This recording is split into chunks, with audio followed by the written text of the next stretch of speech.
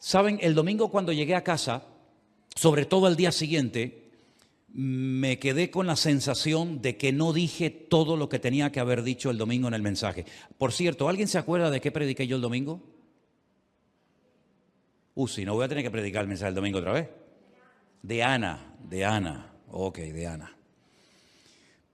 Pero salí con la sensación de que cosas que no quería decir las dije y cosas que quería decir no las dije.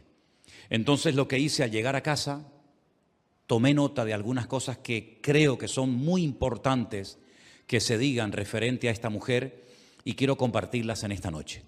Pero vamos a hacer una oración un momentito y pedir al Señor que bendiga este tiempo de estudio de la palabra. Gracias, Padre Santo y Padre Bueno, te damos gracias, Señor, porque tú estás aquí en medio nuestro, Señor. Gracias porque podemos venir a alabarte, a exaltarte y a levantar tu nombre en alto, Señor. Te pido, Señor, que ahora, Señor, temas tú el control de este tiempo, Señor, que sea tu palabra la que se imparte en esta tarde, Señor, como siempre. Unge, Señor, los labios del pastor, Señor, y que caiga sobre todo en buena tierra, Padre. Pongamos en práctica tu palabra, Señor, en el nombre de Jesús. Amén. Amén, amén. Y tenemos que acostumbrarnos que cuando alguien ora, toda la iglesia tiene que decir un fuerte amén. Eso es. Saben que hoy estuve viendo una predicación que di hace 10 meses. Yo no suelo ver lo que yo predico, ¿saben? No es que me gusta verme predicar, al contrario, a veces me asusto cuando me veo predicar. Pero hoy vi una predicación que di hace 10 meses sobre la palabra amén. Les recomiendo que la vuelvan a ver. Me gustó mucho, ¿eh? Me gustó mucho lo que ese chico dijo hace 10 meses sobre la palabra amén. De hecho, no me acordaba de muchas cosas que dije, pero la verdad es que me bendijo mucho, ¿no? Escuchar lo que el Señor me dio hace 10 meses sobre la palabra amén. Pero quiero llevarles una vez más a Primera de Samuel, capítulo 1. Primera de Samuel, por favor, capítulo 1. Leíamos el domingo acerca de la situación del hogar de Ana, donde ella es una esposa más, puesto que Elcana tenía 2 mujeres, 2 esposas. Una llamada Penina, que le daba hijos, y otra llamada Ana, que era estéril. Pero vimos cómo ella oró al Señor, derramó su alma delante del Señor, y lo que era totalmente imposible que sucediera, milagrosamente ocurrió. Porque para Dios no hay nada imposible. En aquellos días, en aquellos tiempos, en aquella cultura, cuando una mujer no podía dar a luz hijos, se consideraba que era una maldición, un castigo de Dios, por algo que tal vez había hecho ella o sus antepasados, y entonces generalmente las mujeres estériles se recluían en casa, les daba mucha vergüenza salir a las calles porque la gente, ya saben cómo es, comenzaban a hablar y a decir, bueno, sabe Dios lo pecadora que es, sabe Dios algo que habrá hecho y Dios le ha cerrado la matriz, en fin, todo eso. Pero ella un año subió a Shilo, que era donde durante muchísimo tiempo colocaron el tabernáculo que habían traído del desierto, y allí todos tenían que subir una vez al año a celebrar una serie de fiestas, como bien saben ustedes. Y en una ocasión, dice la Biblia, que ella con amargura de alma, versículo 10, oró al Señor y lloró abundantemente. Algunos piensan que como lloró abundantemente, el Señor escuchó su oración. Bueno, hermano, llorar no está mal, pero no es un requisito indispensable para que el Señor le oiga y para que mucho menos le responda a su oración. Si usted ora y no llora, no pasa nada. Pero si ora y llora, pues está bien, gloria a Dios.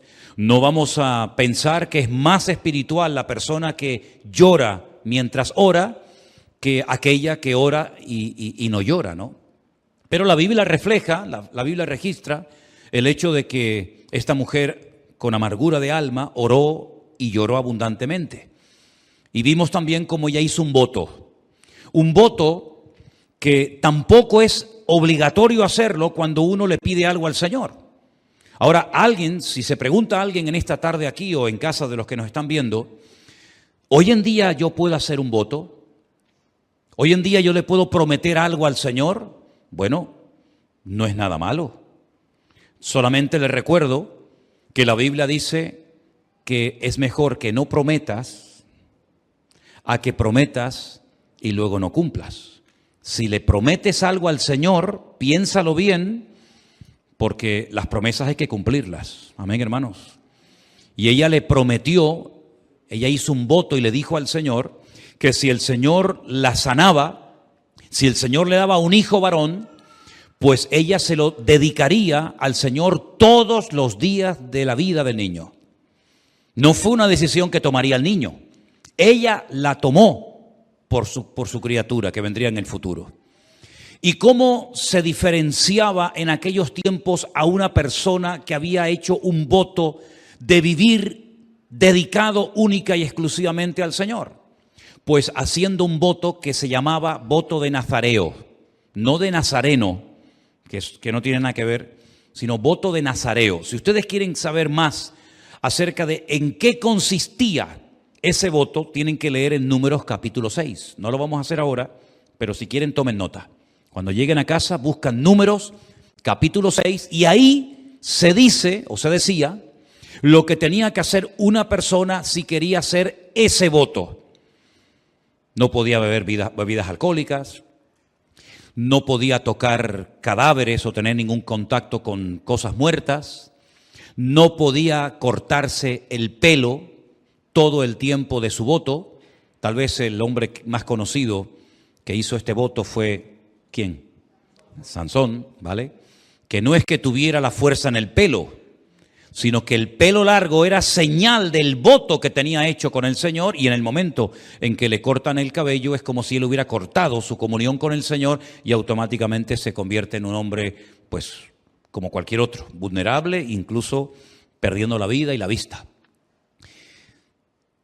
Dedicar a su hijo al Señor, sabiendo cómo estaba el liderazgo en aquella época, había que tener mucha fe. Porque si mucha fe tuvo que tener Ana para orar al Señor y pedirle un hijo y creer que el Señor se lo iba a dar, mucha fe tuvo que tener también durante el resto de su vida para poner a un niño pequeñito en las manos de un liderazgo corrompido, de un liderazgo que era un auténtico desastre en aquella época. Y no solamente me refiero al viejo Elí, sino a los hijos de Elí, Ofni y Fines, que como leímos el domingo pasado, en el capítulo 2, por ejemplo, versículo 12, dice que eran hombres impíos. Bené y Belial, más fuerte todavía lo que dice en hebreo, hijos del diablo. En español dice, bueno, eran hombres impíos, eran gente mala. No, pero es que en el texto original aún es más fuerte, eran hijos del diablo. Se comportaban como auténticos hijos del diablo. Y además añade, para colmo, que no tenían conocimiento de Dios. Entonces están ministrando, están sirviendo a un Dios que no conocen. Las costumbres de ellos eran terribles, se acostaban con las mujeres en la puerta del tabernáculo, mantenían relaciones sexuales con ellas, eran abusadores en cuanto al tema de las ofrendas. Bueno, eran un desastre, terrible. Y Ana, pensaba yo en casa en estos días, le podía haber dicho al Señor, Señor, te doy gracias porque me has dado un hijo. Recuerdo el voto, recuerdo la promesa que hice, pero Señor, no creo que sea sabio, no creo que sea correcto poner a mis hijos, a mi hijo, en este momento, en manos de esta gente. Porque ¿qué le van a enseñar a mi hijo? Desen cuenta que Ana no vivía allí. Ana vivía muy lejos de Shilo. Y una vez al año, durante unos poquitos días, 3, 4, 5, 6 días, era cuando tenía la oportunidad de volver a ver a su hijo. Pero hasta el año que viene no lo podía volver a ver. Tú pondrías a tu hijo o a tu hija en manos de personas corruptas que hacen unos pecados tremendos y te irías a tu casa a comer, a dormir y a vivir tranquilo o tranquila. ¿Tú lo harías? Fuerte, ¿eh? Pero ¿saben qué? Yo veo en Ana una mujer de fe. Y eso que no se menciona su nombre en Hebreos 11.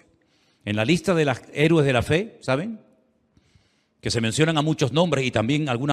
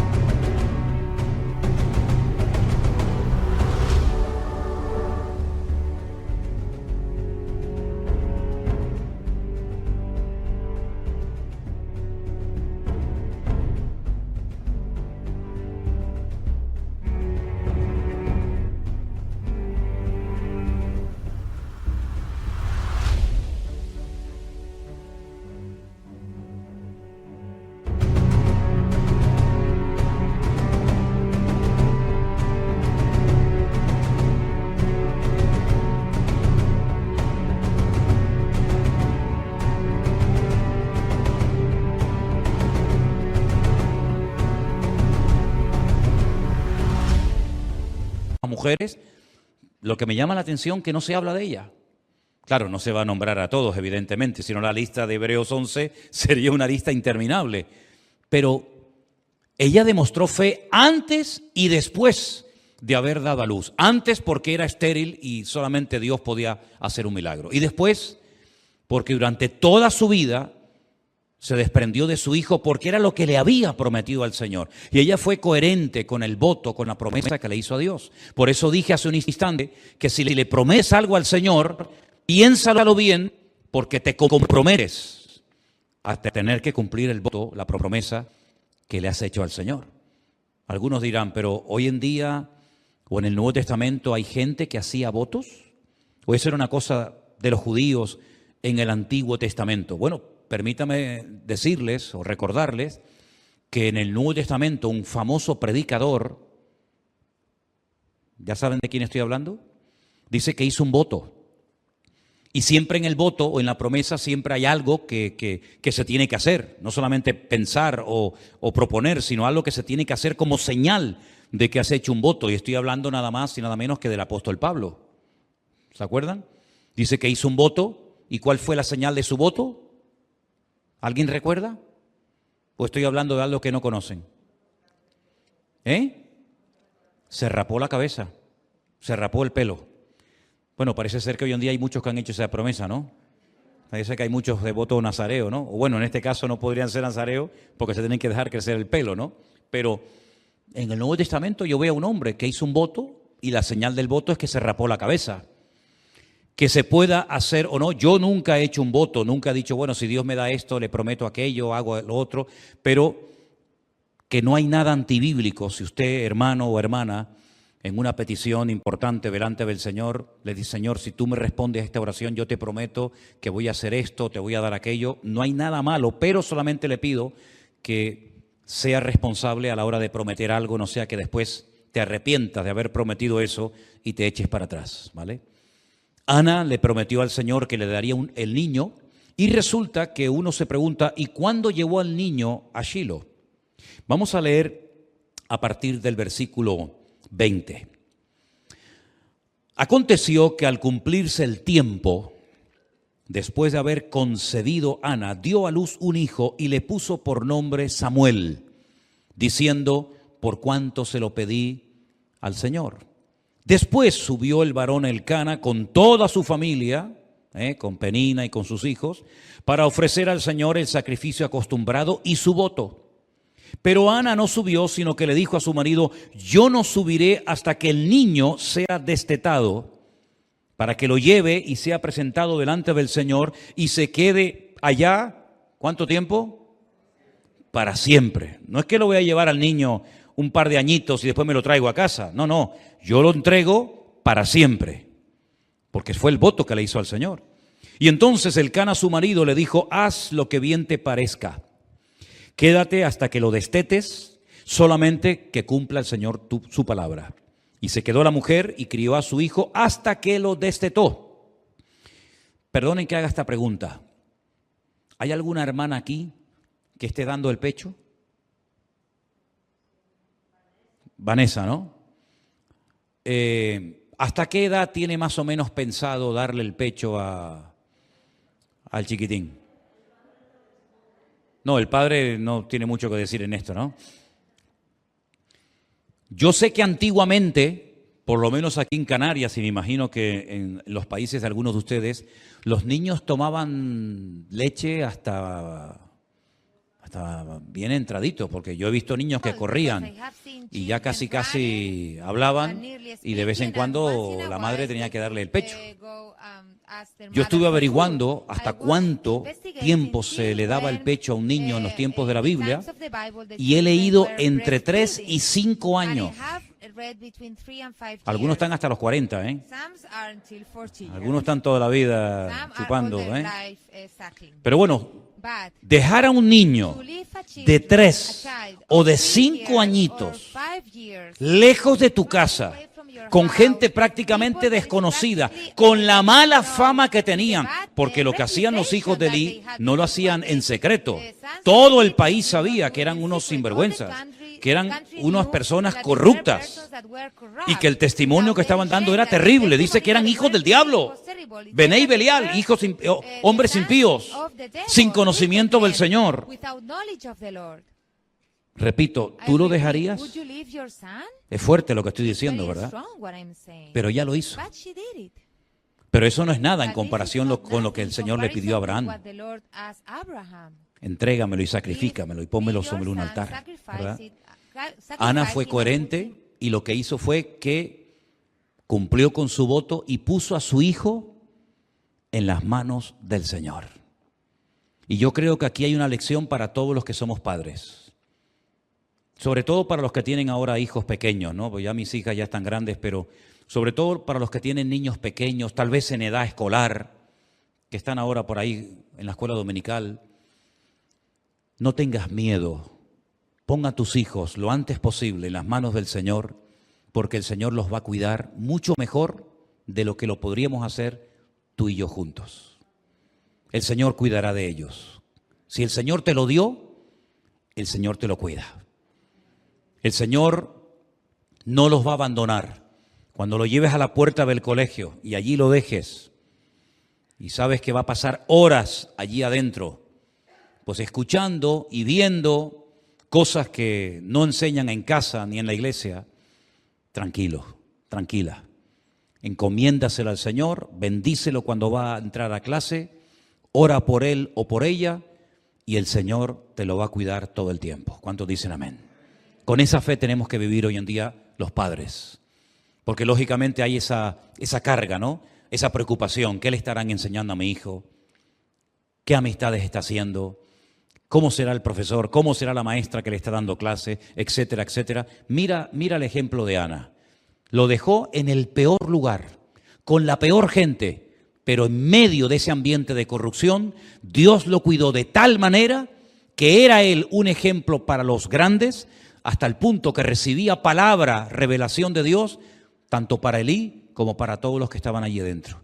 Y Dios lo cuidó espiritualmente, físicamente, y llegó a ser un gigante de la fe.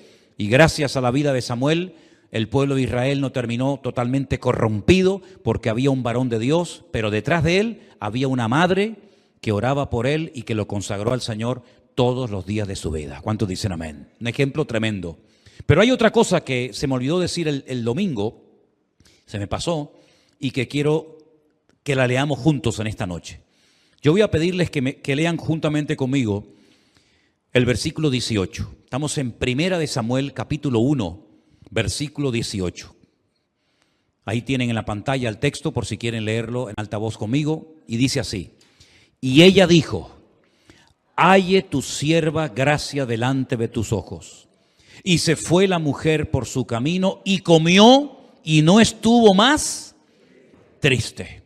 Si ustedes comparan el versículo 18 que acabamos de leer con el versículo 7, dice que Ana lloraba y no comía. ¿Lo veis? Ana lloraba de tristeza, de amargura, y no comía. Se le cerró el estómago. ¿No te ha pasado cuando estás nervioso, cuando estás preocupado, que se te van las ganas de comer? A otros no. Yo sé que a otros están nerviosos y les da por comer. Y comen como lima. pero generalmente se le cierra el estómago, ¿verdad? A la gente que está preocupada, nerviosa, angustiada, preocupada. Y eso le pasó a Ana. No quería comer. No quería comer. Lloraba, lloraba, lloraba de esa pena tan grande que tenía. Pero mira, otra vez, versículo 18 dice, se fue la mujer por su camino, comió, cosa que antes no hacía o no podía, y no estuvo más triste. ¿Saben lo que me venía a la cabeza cuando leía este versículo? Y no estuvo más triste. Cuando Felipe se encontró en el desierto con aquel etíope eunuco que venía sentado en el carro leyendo una porción del profeta Isaías, dice que se bautizó, evidentemente reconoció al Señor Jesucristo como su Salvador personal, y dice, y siguió gozoso su camino. Esto fue lo que le pasó a Ana. Ahora fíjense bien, vamos a hacer un esfuerzo con nuestra mente, con nuestra imaginación y ponernos en su lugar. Está hecha polvo, con el estómago cerrado, un manojo de nervios, preocupada, angustiada, amargada, afligida. Ponle todos los adjetivos que quieras. Se pone a orar, llora, derrama su alma delante del Señor. Se levanta, come y nunca más volvió a estar triste. ¿Qué le pasó? ¿Vio algún ángel?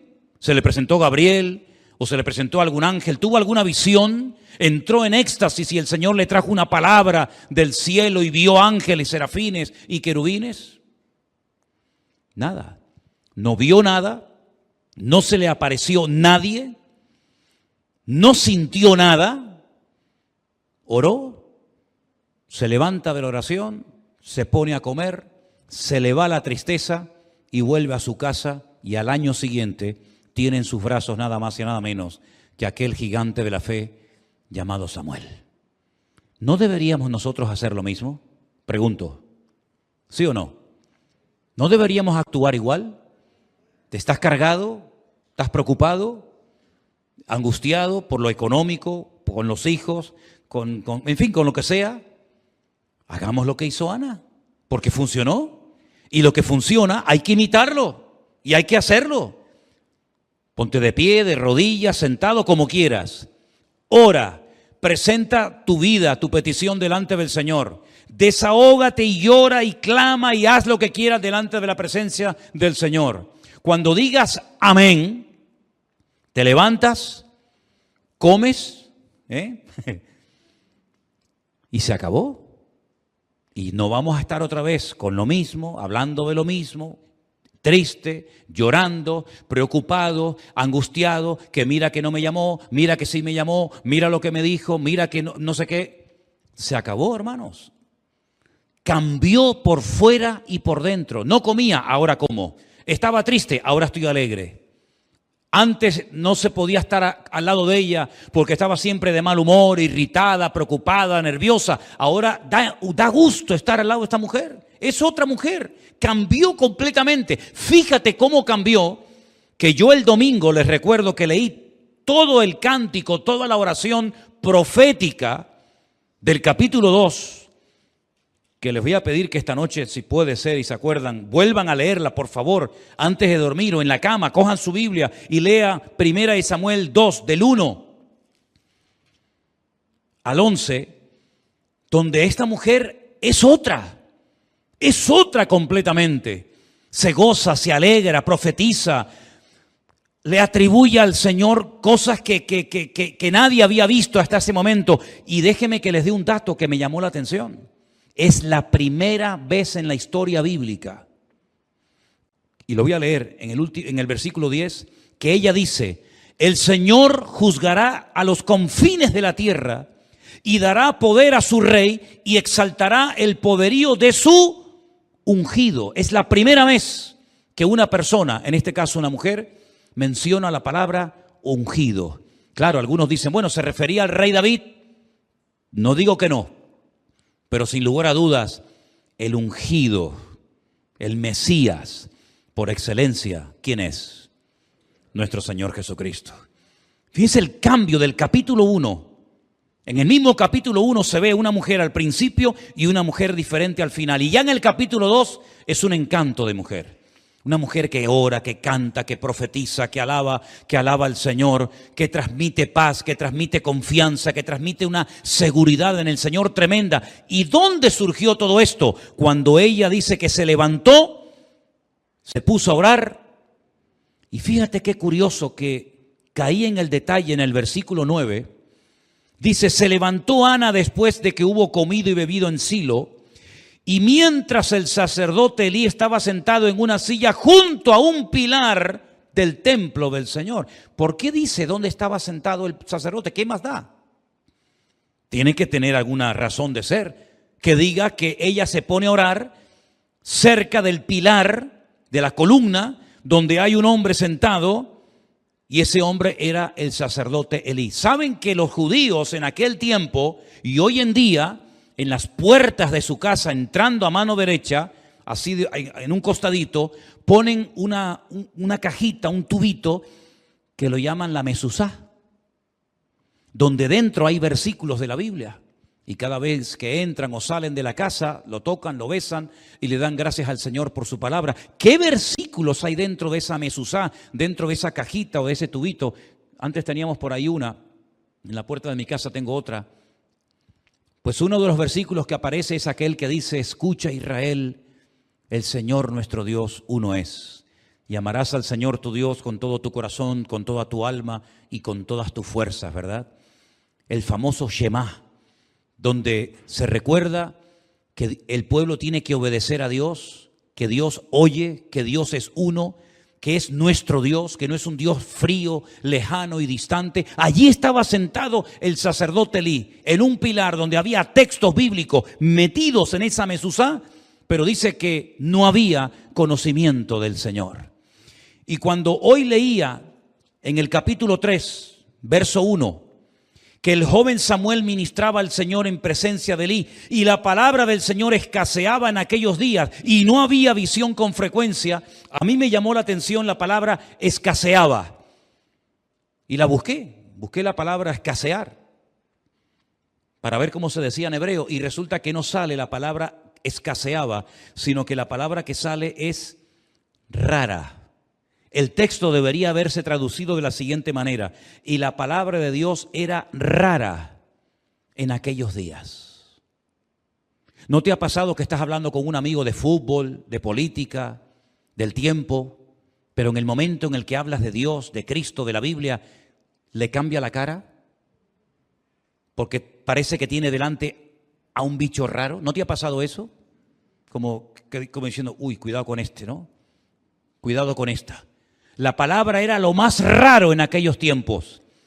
Y resulta que quienes tenían que predicarla no la predicaban porque no la conocían, porque para ellos era rara la predicación de la palabra de Dios en aquel tiempo. Así estaba el pueblo, descontrolado, desanimado, deprimido, sin palabra de Dios, sin presencia del Señor, con un ritual religioso que iban a Shilo, presentaban sacrificios de animales, pero no había palabra, no había bendición, no había nada. Y cuando el Señor quería hablar, tenía que utilizar a un niño, porque era más sensible un niño a la voz de Dios que aquellos hombres que profesionalmente se dedicaban a la religión, pero que de espirituales no tenían absolutamente nada. Y esto me ha golpeado mi alma y mi corazón, porque a veces se puede estar trabajando para Dios sin conocer a Dios.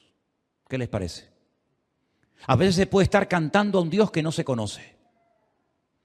A veces se puede estar ministrando supuestamente al Señor con el cual no tienes ninguna comunión, sino que para ti el cantar, el tocar, el predicar, el estar en la puerta como ujier o en las cámaras o en cualquier otra sesión de la iglesia, se ha convertido como en algo normal, pero la pregunta es, ¿lo que haces para quién lo haces? Cuando tocas, cuando cantas, cuando predicas, cuando haces algo, ¿para quién lo estás haciendo? ¿Lo estás haciendo para un Dios que conoces? ¿Un Dios con el cual has tenido comunión a lo largo del día? ¿O es hoy la primera vez, en este día jueves, que tú has cantado y orado al Señor? No puede ser. No puede ser que si no hubiera culto hoy jueves, como es hoy culto, no hubieras orado ni alabado al Señor, ni hubieras tenido un momentito para hablar con Él y decirle, ¿qué tal, Señor? Me alegro de estar contigo, qué bueno que soy tu hijo, que tengo tu palabra, que te conozco, que te sirvo. Yo espero que no sea necesario venir a un culto de un jueves para que tengas un poquito de comunión con el Señor. Por eso, vuelvo a insistir lo que dije al principio. Los domingos, los jueves un poco más complicado, ¿verdad? Pero los domingos no vengan directamente al culto, incluso algunos tarde, porque es increíble que todavía algunos hermanos y hermanas, después de años, de tantas veces que se ha dicho, todavía hay gente que los domingos llega tarde al culto. Lo entiendo que los jueves por cuestiones de trabajo, pero generalmente un domingo venir tarde a un culto como que no pega, ¿no? Como que no cae bien. Por eso yo les animo a que vengan antes de los cultos y en vez de estar en la puerta hablando de qué están hablando, antes de un culto, donde vas a entrar a la presencia de Dios, a ministrar, a cantar, a predicar, a tocar. ¿De qué estás hablando ahí en la entrada? Entremos y tengamos comunión con el Señor. Y me parece increíble que el pastor de la iglesia tenga que animar a la gente a que entren media horita antes de un culto.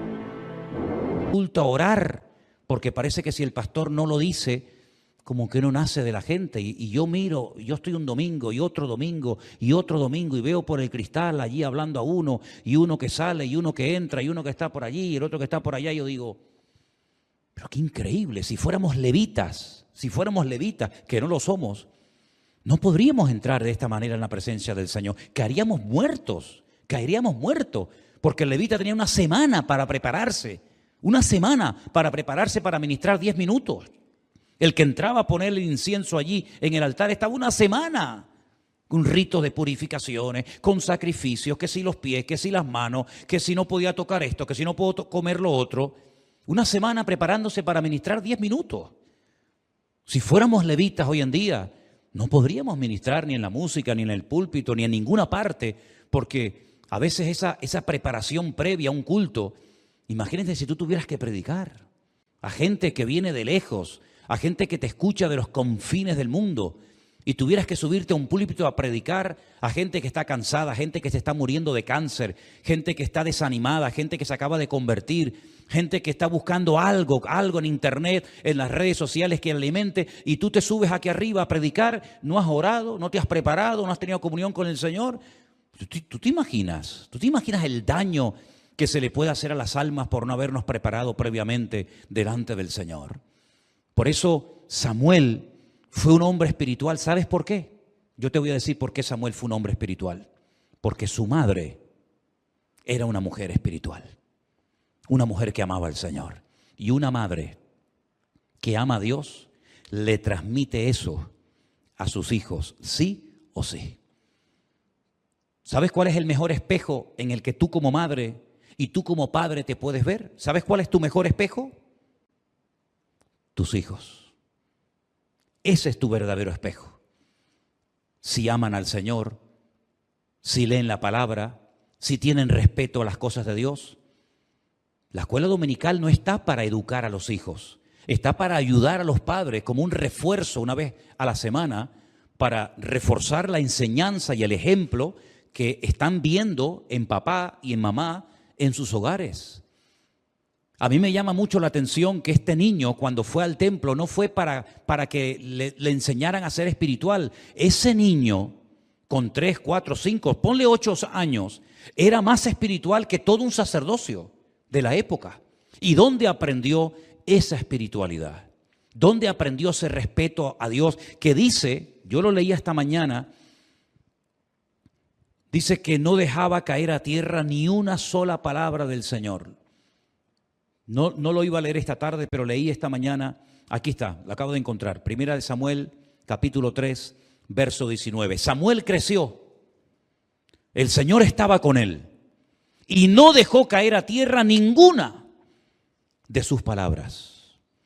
Para él la palabra era algo increíble. Todo lo que oliera bendición, todo lo que oliera Dios, allí estaba Samuel. Allí estaba Samuel. Que había que levantarse temprano, abrir las puertas del tabernáculo, allí estaba Samuel. Que había que encender las lámparas, allí estaba Samuel. Que había que cerrar las puertas, allí estaba Samuel. No desperdiciaba ni una sola oportunidad para aprender, para madurar, para servir al Señor. Y yo veo muchas veces a la gente, y le soy sincero, digo, qué pena tú, con las oportunidades que se están presentando hoy en día para hacer cosas para el Señor. Y no solamente hablo de venir a un rastro, o no solamente hablo de cantar o de estar de ujier, sino de muchas cosas que se presentan, y más que se podrían presentar si hubiera pues aún tal vez más interés. Cómo la gente a veces deja desperdiciar oportunidades para servir al Señor. Yo, perdonen que me ponga de ejemplo, pero cuando yo era joven, que fui joven en un momento de mi vida, yo estaba en todo. Había que sellar cientos, miles de tratados, de folletos para después salir a la calle a repartirlo. Allí estaba yo. Había que colocar las sillas antes del culto. ¿Quién las colocaba? Allí estaba yo. Había que poner un librito que se llamaba el Himnario. Algunos lo conocen, otros no saben ni lo que estoy hablando. Un librito, Himnario, de gloria y triunfo se llamaba, ¿no? Que había que ponerlo en cada silla para que la gente cuando viniera pudiera cantar el 345, el 248, ¿verdad? Allí yo los colocaba. Luego los dejaban todos tirados por el suelo, por allí, por allá. Yo los recogía y los ponía en su sitio. Para mí era un gusto, para mí era un gozo estar siempre haciendo lo que fuera. Bueno, yo me gocé haciendo pequeñas cosas que a lo mejor nadie quería hacer. Y yo creo sinceramente que eso de alguna manera el Señor lo recompensa y el Señor lo ve y el Señor lo ve en algún momento determinado. Claro, hoy en día eso ya no lo hago, aunque si tengo que hacerlo no hay ningún problema. Pero a mí me gustaría que fuéramos como Samuel. Yo quiero ser como Samuel.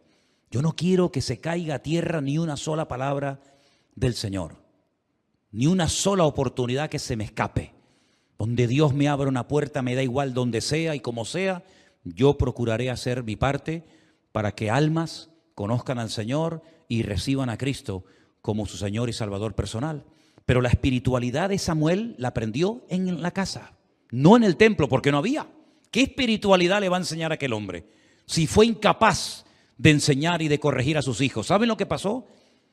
No quiero extenderme mucho esta noche, pero si ustedes leen el capítulo 3, cuando el Señor se le presenta una noche y le habla con voz audible, escuchen, con voz audible a Samuel, y él recibe una revelación de lo que el Señor va a hacer con la casa de Elí, con sus hijos. Tremendo. Cuando al día siguiente Elí le dice, hijo mío, ¿qué te dijo el Señor? No tengas miedo, dímelo todo, no me ocultes nada. Y Samuel abre su corazón y le comparte todo lo que el Señor va a hacer. Pues Elí, en vez de decir, bueno, vamos a corregirnos, vamos a pedirle perdón al Señor, vamos a arrepentirnos, vamos a echarnos polvo y ceniza sobre la cabeza, vamos a hacer algo. Dice, bueno, la palabra de Dios fue buena. Y sigue igual. Y nunca corrigió a sus hijos. Nunca tomaron medidas para cambiar, ¿verdad? Entonces, ¿de dónde aprendió la espiritualidad esta criatura? De este hombre. Pues este hombre era carne y sus hijos eran peor todavía. Este niño aprendió la espiritualidad en su casa, con su madre. ¿Y saben lo que me venía a la cabeza en estos días pensando en este niño? A pesar de lo jovencito que era. ¿Cómo sabía aquel hombre ya con 40 años que vivía como un príncipe? Porque era el príncipe de Egipto, Moisés, que él no era un egipcio, que su pueblo estaba en la calle sufriendo y que aquellos esclavos que apaleaban y azotaban y humillaban, y algunos hasta la muerte, era su pueblo. ¿Y cómo fue capaz de, dice, renunciar a los deleites temporales de Egipto para sufrir con su pueblo, teniendo por mayores vituperios, el vituperio de Cristo, que el vituperio o las glorias de Egipto. ¿De dónde sacó esa información? De los años, de los poquitos años que estuvo en su casa con su hermano Aarón, con su hermana Miriam, con su madre, y la madre le inculcó, le metió la palabra, le metió el amor a Dios, ¿verdad? Le metió a Dios en su vida. Después se va al palacio, ya no lo ve nunca más, pero ese niño a los 40 años dice, no, yo no soy de aquí. Yo vivo aquí, pero yo no soy de aquí. Es como nosotros, vivimos en el mundo, pero no somos de este mundo. Entonces él se va a la calle y se identifica con los esclavos, siendo él el príncipe de Egipto. ¿Dónde sacó esa información? ¿De Faraón? Esa información la sacó de su hogar. Luego, hoy en día, el hogar tiene más peso en la vida de nuestros hijos que la misma iglesia. Si la iglesia tiene más influencia en la educación espiritual de tus hijos, algo está fallando en tu casa, algo está fallando en el hogar. Porque yo veo que los grandes hombres de Dios, donde aprendieron la escritura, donde aprendieron a ser hombres de oración, gente responsable y madura, si no, miren a José, miren a Daniel, miren a tantos personajes de la Biblia, fue en el hogar. Entonces te tienes que preguntar, ¿qué tipo de padres estamos siendo? ¿Qué tipo de ejemplo le estamos dando a nuestros hijos? ¿Van a ser nuestros hijos más espirituales que nosotros? Vuelvo a decir lo que dije el domingo, tengan cuidado con darle a los niños de tan temprana edad el teléfono, las tablets, para que no llore, para que no moleste. Y para que no moleste y para que no llore, le das algo que el día de mañana te va a resultar imposible controlarlo y quitárselo de las manos. ¿No dice la palabra, instruye al niño en su camino y aun cuando fuere viejo no se apartará de él? El diablo conoce ese versículo de memoria y el diablo a los niños desde pequeños los instruye y les da lo que a los niños les atrae y los atrapa y los vuelve locos. Ya la chupa, el biberón, la chupa, como llamábamos en algunos países, ya ha pasado de moda, eso ya no tiene ningún sentido, eso es de la prehistoria, ¿verdad? Hoy en día se ha pasado a la tecnología, pero ojo, para que el niño no llore, ora con él, ora con ella. Porque si tú oras y la niña o el niño sigue llorando, yo me plantearía mucho tu influencia espiritual sobre tu hijo. Porque hace años yo me acuerdo en iglesias que los niños estaban inquietos y llorando, y yo lo he visto, cómo el padre o la madre o el mismo pastor o un hermano se juntaban allí y oraban con el niño o con la niña y se quedaba dormido. Y eso hace años que yo no lo veo en las iglesias, pero yo lo vi en mi juventud, porque los niños siempre han sido revoltosos y siempre han sido inquietos y lloraban y ¿verdad? Pero allí estaba el papá, yo no sé lo que le hacía, ¿verdad? Lo cogía, le ponía las manos, oraban y tal, y el chiquillo, ¡pum!, se quedaba anestesiado. Yo no lo he visto eso hace ya muchos años. Sino, toma, para que se calle. Entonces, veo un hombre espiritual porque en el hogar había espiritualidad y había amor de Dios. Lean ustedes la oración profética, el cántico de Ana, y se van a quedar, ¿cómo no va a ser este niño espiritual con el pedazo de madre que tenía? ¿Cómo no va a orar bien y cómo no va a ungir al primer y al segundo rey de Israel? ¿Y cómo no lo va a tener todo el país en honor? Como dice aquí, todo Israel, desde Dan hasta Beersheba. ¿Eso qué significa? Lo he explicado muchas veces. ¿Dónde está Dan? Arriba en el norte, casi ya en frontera con el otro país. Y Beersheba, abajo, en el sur. Es como decir, de punta a punta, de Ushuaia a La Quiaca, ¿no? Como dicen en Argentina, ¿verdad? Todo el país sabía que Samuel era un hombre de Dios, profeta fiel del Señor. Pero esa espiritualidad no se aprende en 2 días, sino se imprime en la vida de los hijos desde la cuna. Ora por tus hijos todos los días, incluso hasta cuando están durmiendo, que va a ser más fácil. Está durmiendo en la cuna, acércate, que no te oiga, y ora por él, y ora por ella, que Dios lo guarde, que Dios lo proteja, que Dios guarde sus sueños. Y he visto niños que a veces cuando están dormidos sonríen. ¿Te pasa a ti con los tuyos? Qué bonito, ¿no? Cuando ves a un bebecito, a una niña, a un niño pequeño, riendo, tú dices, ¿de qué se estará riendo? Pero que la paz de Cristo la experimenten, permítame la expresión, la mamen desde temprana edad, para que cuando sean mayores sean espirituales, porque nosotros tenemos que entregarle a nuestros hijos y a la siguiente generación una vida mucho más espiritual, comprometida y consagrada que la que nos entregaron a nosotros.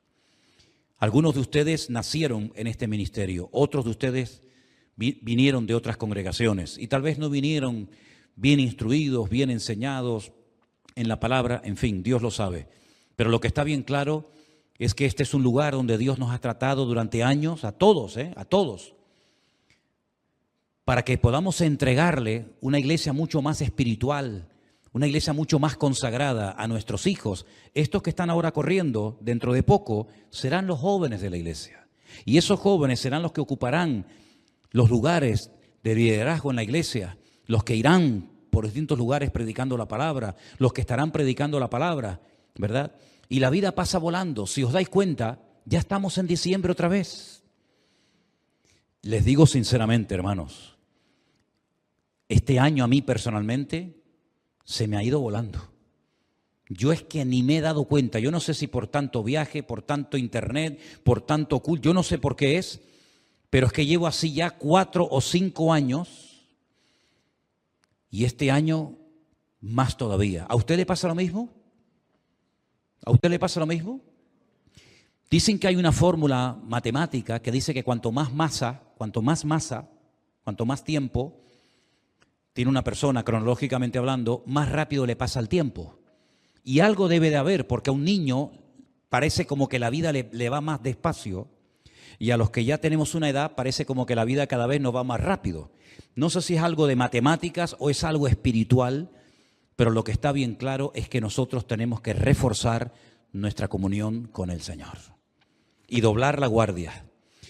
Porque todas estas cosas que están ocurriendo en el mundo es simplemente un ensayo, un pequeño ensayo de lo que se viene a mayor escala. Que el Señor nos ayude a tomar conciencia de que tenemos el mismo Dios de Ana, que si clamamos con la intensidad y con la sinceridad con la que Ana clamó, veremos grandes resultados en nuestra vida. Pero termino diciendo esto, y no es nada nuevo lo que voy a decir ahora. La actitud marca la diferencia.